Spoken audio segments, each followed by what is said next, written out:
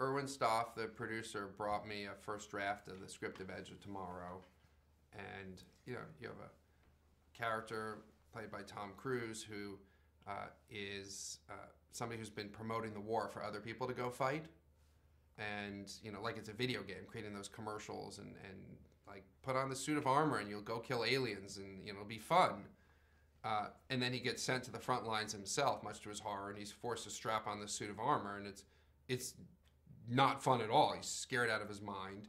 You have the fun of Tom Cruise, who's you know not being able to do something, right? Because every movie he's in, he's always great at things. It's like it's amazing to watch him really be bad and not know how to work the suit of armor and accidentally switch it into Japanese, and now he really can't control it and scared out of his mind, you know, in this massive battle where aliens have taken over all of Europe and he's plunged right into the front lines of it, and then he's killed 10 minutes into the movie. I'm like, whoa, that is, I did not see that coming. And then he, you know, giving away the premise of the movie, but it's, you know, live, die, repeat. The premise of the movie I think has been given away elsewhere.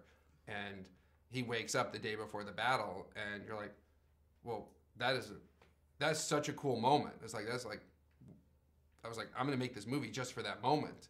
And then can the film keep going? Can it top itself? And it brings in Emily Blunt, and she is this incredible character who is, you know, she's not just some sidekick. She's somebody who used to have the superpower and has lost it. And the world is expecting her to deliver a victory that she no longer can deliver. She knows we're going to lose, and there's nothing she can do about it. And she literally has the weight of the world on her shoulders.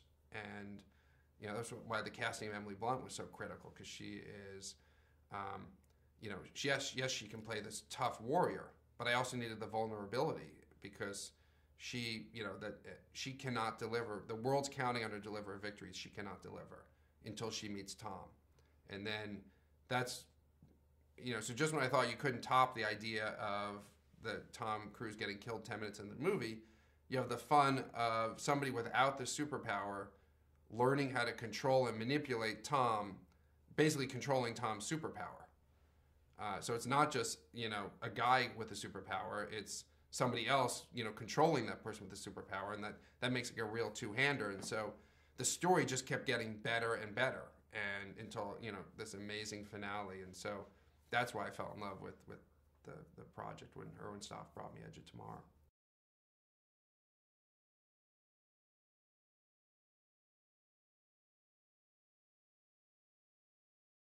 I'm not a science fiction guy, not a fantasy guy. You know, I like making movies about people.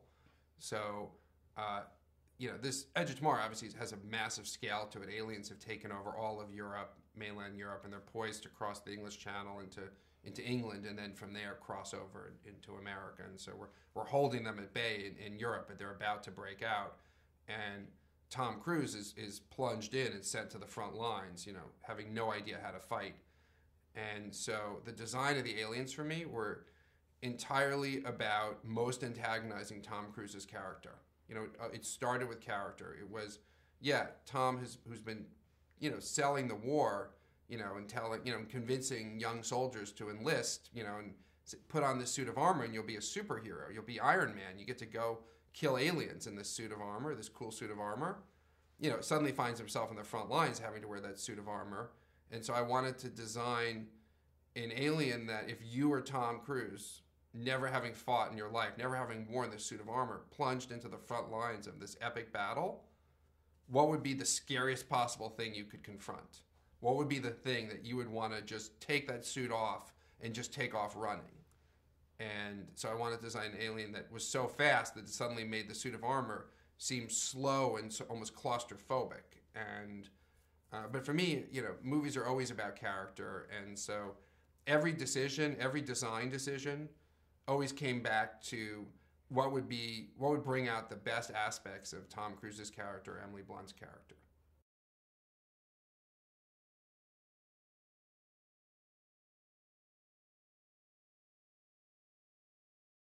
There's a lot of talk about the suit of armor and how heavy it was and how cumbersome it was and really what a nightmare it was to film with, and it is actually all true. It was important for me. I was making a film about about real characters behind enemy lines, of a Europe that's been overtaken, and I didn't want them to be wearing computer-generated suits. The go-to in Hollywood would be to make computer-generated suits, and for a good reason, because building suits of armor like this that are actually functioning suits is very expensive to actually build the suits. And then when you actually have to shoot with a suit of armor like that, getting everybody into those suits, and then physically the toll that it takes on your actors, is extraordinary, and the toll it takes on the production is extraordinary.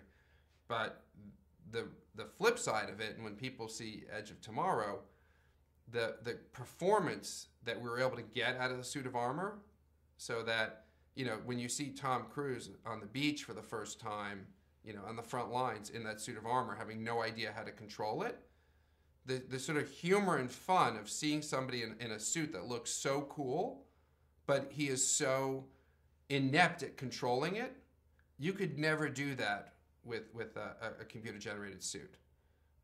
And actually, you couldn't do that with almost any other actor. I mean, that took somebody who has the physicality of Tom Cruise, because he's actually puppeteering the suit.